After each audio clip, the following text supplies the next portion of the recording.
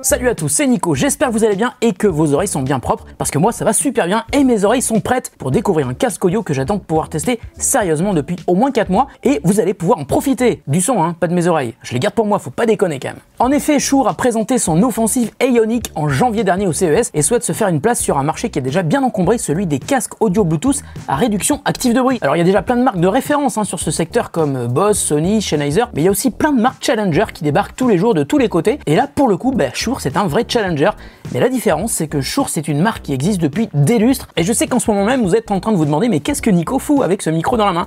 Eh bien oui, c'est pour ça que j'ai ce micro, parce que Shure c'est une marque qui est plutôt connue pour ça, les micros. Ça c'est le SM58, c'est l'un des micros les plus populaires au monde pour la voix. Donc quand une marque aussi prestigieuse que Shure déboule avec un casque à 399 €, on l'écoute.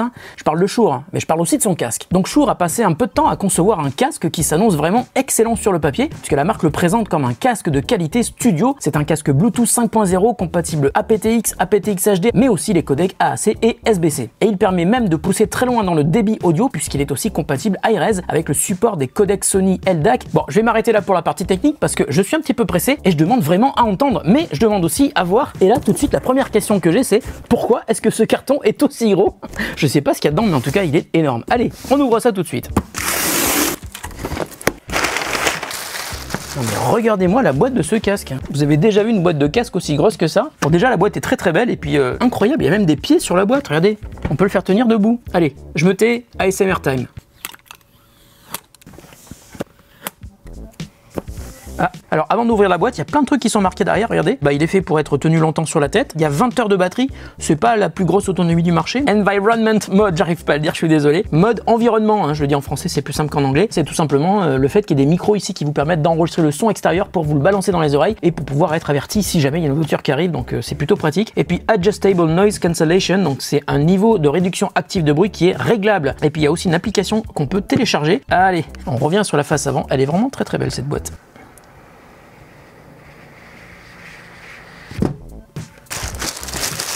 Il y a un truc un tout petit peu gênant, c'est que moi j'ai un sac à dos dans lequel je mets ma boîte avec mon casque à réduction active de bruit, mais là la boîte elle est énorme, il va falloir que je change de sac à dos quoi. Qu'est-ce que c'est que ce truc?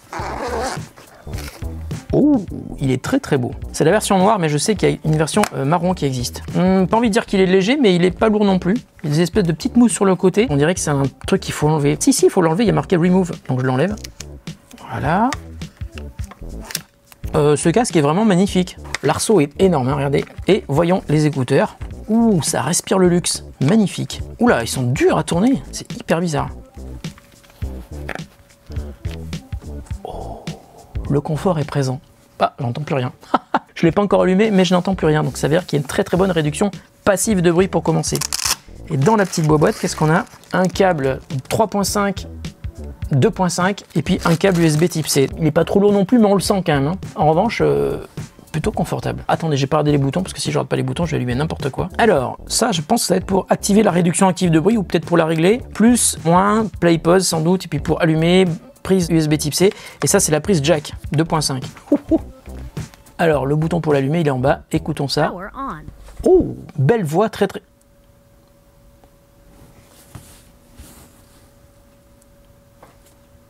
Vous m'entendez? Quoi? Moi je vous entends pas. Je vais maintenant connecter mon téléphone. Alors c'est le Ioniq 50, je voulais pas préciser, mais il s'appelle comme ça, le Ioniq 50. C'est marqué ici. Ça y est, je suis connecté. Mettre un morceau que j'écoute pas mal en ce moment.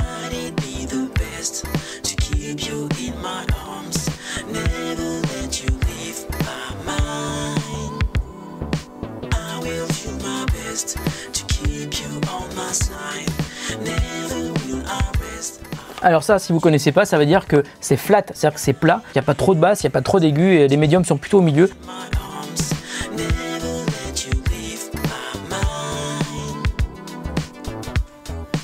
Mais c'est très cristallin, très détaillé. Voilà, la musique s'arrête pas, mais je pense que ça doit être réglable dans l'application. Il y a un truc qui me plaît, il y a un truc qui me plaît pas. Ce qui me plaît, c'est que le son il est très très bon, c'est-à-dire qu'il est flat. C'est fait pour écouter tout type de musique et la musique sera vraiment délivrée de la manière dont elle a été conçue et destinée à être écoutée. Donc ça c'est bien, parce qu'il y a beaucoup de casques qui mettent trop l'emphase sur les aigus ou qui mettent trop l'emphase sur les médiums vers le bas et ça c'est dégueulasse. En revanche, il y a un truc qui est moyen. c'est que quand je marche, j'entends la résonance de mes pas dans ce casque. J'avais déjà vu ça sur le Beoplay H7, il me semble bien. Alors attendez, je voulais le remettre, parce que je vais essayer d'appuyer sur le bouton pour remettre la musique. Quel volume? Ah, là j'ai activé le mode ambiant. Ah oui, je m'entends parler effectivement. Il y a des micros, ça doit être ça les micros. Et je vais éteindre le mode ambiant. Voilà, il faut que je retrouve les boutons. Ils sont pas faciles à toucher les boutons. Ah, j'ai compris. Au milieu, c'est pas de réduction active de bruit, mais juste passive, donc avec les écouteurs sur les oreilles. Et en haut, c'est waouh, mode transparence. Donc j'entends ce qui se passe, je m'entends parler, c'est génial. J'ai pas l'habitude de m'entendre parler. Non, je plaisante, c'est moi qui monte toutes les vidéos, je m'entends trop souvent parler. Voilà, je vais remettre en mode ANC, réduction active de bruit. Là, du coup, je m'entends presque plus parler. Donc je peux dire plein de conneries, je ne m'entends pas. Mais peut-être que vous m'entendez, je sais pas. Apparence assez sobre, mais plutôt assez classe. Voilà, vous apercevez le casque actuellement de mon côté gauche et la même chose de mon côté droit. Puis avec une belle épaisseur de mousse. Et puis ici, on a un arceau qui est ultra rembourré. C'est vraiment agréable. C'est quand même bizarre, hein, c'est dur. Il faut vraiment tourner. Il peut pas se tourner par erreur, quoi. Je vais partir là, je vais écouter pas mal de musique et je reviendrai. Parce que je reviens toujours, hein, vous donner un avis définitif sur ce casque. 399 €, est-ce que ça vaut ce prix? Et surtout, après l'avoir comparé avec le Sony WH-1000XM3 qui est mon casque préféré, je le connais par cœur. Très bon en son, mais aussi en réduction active de bruit, et on va voir si celui-ci est aussi bon que le Sony. Il me tarde de savoir parce que ça pourrait être le début d'une belle carrière pour ce casque dont la marque est déjà très connue. Allez, à tout de suite. Et me revoilà, je vais vous résumer mon aventure avec le Shure Aeonic 50 quelques jours après, et ça se résume en 2 mots, ascenseur émotionnel. Oui, parce que ça fait quelques jours que j'écoute ce casque très attentivement, et je pense que d'un côté c'est vraiment un très bon casque, mais d'un autre côté, il y a quelques aspects qui sont très décevants, il faut le dire. Alors tout d'abord au niveau de la qualité audio, c'est un très bon casque hi-fi, qui a même un très bon rapport qualité-prix, le son est clair, je vous disais c'est cristallin, hein, c'est exactement ça, il y a un très bel espace sonore, et quel que soit le type de musique que vous écoutez, c'est toujours plutôt frais, c'est agréable, c'est beau, c'est limpide, bref, on n'a pas l'impression d'avoir les oreilles bouchées, le son est vraiment très bon. Donc si vous cherchez un bon casque hi-fi pour brancher sur un lecteur ARS audio par exemple, ou sur une chaîne hi-fi, sur un ampli ou même sur un lecteur CD directement, eh bien allez-y, c'est un super produit. Mais c'est aussi un casque Bluetooth 5.0, donc la connexion avec votre appareil est super rapide, la portée est assez longue, hein, et il est même multipoint, ça veut dire que vous pouvez le connecter sur 2 appareils et passer de l'un à l'autre sans vous déconnecter, et ça vraiment c'est top. Et lui là, le Sony, il sait pas le faire. Enfin, une autre fonctionnalité géniale, on peut le brancher sur un ordi avec le câble USB Type C pour écouter de la musique en numérique, et là on pourrait bien sûr écouter du son ARS audio avec un logiciel dédié comme Audirvana par exemple. Je vous le conseille, c'est un très bon logiciel français. Et bien c'est parti, on va tout de suite tester le son du Shure Aeonic 50 et on va le comparer avec celui du Sony.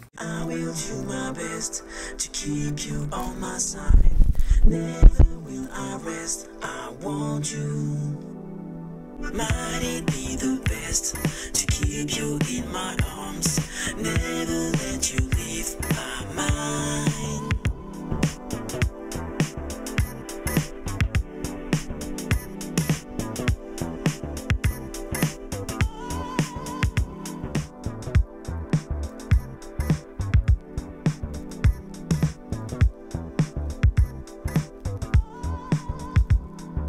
I will do my best to keep you on my side. Never will I rest. I want you.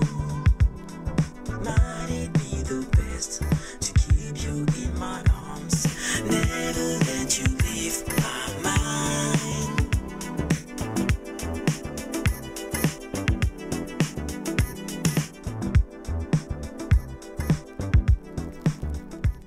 Ah, j'en profite pour vous dire, si vous voulez écouter le morceau avec votre propre casque, je vous mets le lien dans la description de la vidéo, c'est un morceau que j'ai fait, ça s'appelle I Want You et le groupe c'est Scaletronic. Enfin, c'est moi, hein, mais c'est Scaletronic quand même. Donc en résumé, un excellent casque hi-fi compatible ARS audio pour 399 €. Alors ça, c'était pour ce qui était réussi sur ce casque, mais malheureusement il y a plein de petits détails que j'ai regrettés. Alors tout d'abord, vous devez absolument télécharger Shure Play. C'est une appli qui vous servira pour mettre le casque à jour d'une part, pour changer les langues des annonces vocales, pour modifier le niveau de réduction de bruit, mais aussi pour accéder à un equalizer graphique qui est d'ailleurs assez évolué, hein. On peut modifier la valeur de plusieurs gammes de fréquences, c'est assez sympa, il vous permet d'ailleurs de créer vos propres profils assez finement. Mais attention, hic, yaquette les pouces. En français ça veut dire c'est ici que gît le lièvre. Bon, en clair, il y a une couille dans le potage, enfin, il y a un hic pour rester poli. L'equalizer graphique ne peut pas être utilisé en dehors de l'application Shure Play. Et cette appli vous permet d'ailleurs uniquement de lire des fichiers qui sont stockés sur votre appareil. Donc s'ils n'y sont pas, vous pouvez par exemple les importer avec AirDrop sur iOS, hein, c'est ce que j'ai fait, c'est le moyen le plus simple. Et dans ce cas, les fichiers sont transférés dans l'appli Shure Play et sont correctement lus et reconnus. Par exemple, si vous importez des fichiers ARS audio 24 bits en FLAC, eh bien vous aurez le logo correspondant et la qualité du son qui va avec évidemment. Une fois que les morceaux sont reconnus et importés dans l'application. Vous pouvez changer la courbe d'égalisation et appliquer vos réglages personnalisés si vous le souhaitez. Attention quand même, hein, l'égalisation permet de modifier la couleur du son, mais ça ne permettra pas d'apporter beaucoup de profondeur dans les infragraves comme le permet le Sony par exemple. Mais je vous le répète, impossible d'activer l'égaliseur dans une autre application, ni dans Deezer, ni dans Spotify, ni même dans Tidal ou Qobuz, même si vous écoutez en version hi-fi ou master, et même si vous téléchargez les morceaux pour les écouter hors connexion. En gros, cette obligation d'utiliser SurePlay pour accéder au profil audio personnalisé, bien pour moi c'est beaucoup trop contraignant au quotidien pour que ça soit confortable et c'est vraiment super dommage. Alors autre regret, on ne peut pas activer la pause automatique quand on enlève le casque ou la lecture quand on le remet sur la tête, et il est aussi impossible d'activer une mise en veille automatique, donc attention, hein, n'oubliez pas d'éteindre le casque sinon la batterie va se vider assez rapidement. Autre déception, je trouve que même si le casque est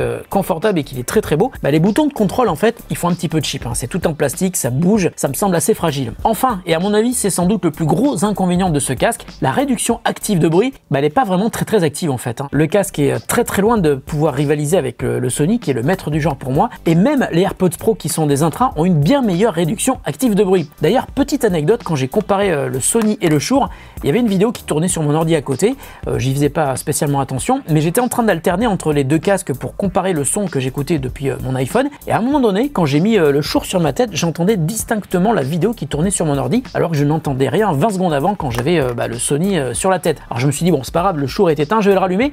Mais en fait il était déjà allumé et l'ANC était actif. J'ai fait ce même test qui n'était pas prévu avec les AirPods Pro et j'ai eu le même résultat qu'avec le casque Sony. La réduction de bruit faisait que je n'entendais pratiquement rien de la vidéo qui tournait sur mon ordi, donc c'est plutôt gênant, hein, pour la réduction active de bruit du Shure. Mais je vais quand même vous faire écouter la différence qu'il y a entre le Sony et le Shure, hein, sur la réduction active de bruit, comme ça vous pourrez vous faire votre propre avis. Bon alors ça y est, j'ai trouvé un endroit qui est assez bruyant, donc là je suis à côté d'une autoroute, d'une route, il y a plein de voitures qui passent, il y a aussi le vent qu'on entend dans les arbres, donc ça fait quand même pas mal de boucan.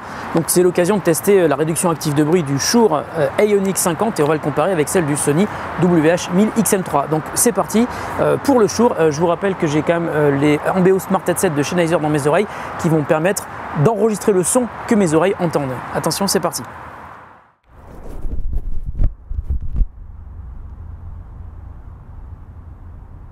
Donc là c'est la réduction passive. Maintenant je vais l'allumer.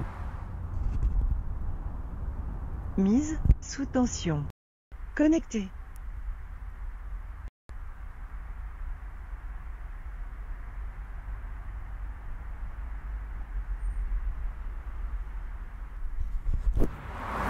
Ok, maintenant je vais passer sur le Sony.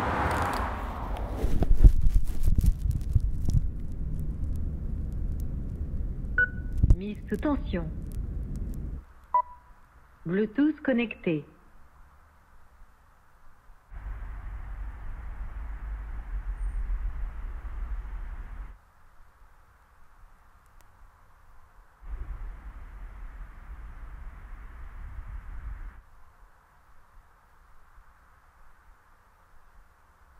Donc en ce qui me concerne, au final, grosse déception pour la partie réduction active de bruit sur le Shure Ioniq 50, mais il a quand même une qualité évidente, hein, c'est sa partie audio qui est vraiment hyper réussie. C'est à mon avis son meilleur atout. À ce prix-là, le Shure Ioniq 50 doit être vraiment considéré comme un très bon casque hi-fi, au même titre qu'un Sennheiser HD 660S que je connais bien, mais qui lui est filaire. Donc pour moi, le Shure n'est pas un mauvais casque, hein, c'est juste un casque qui rate sa cible. C'est un très bon casque audio, un très bon casque Bluetooth, mais ne l'achetez pas pour sa réduction active de bruit, vous risquez d'être déçu. Voilà, la vidéo est terminée, j'espère qu'elle vous a intéressé et qu'elle vous a plu. On se retrouve très bientôt pour une autre vidéo qui sera sans doute bien différente de celle-là. Salut à tous et encore une fois, merci de votre fidélité. Bye. Never let you leave my mind.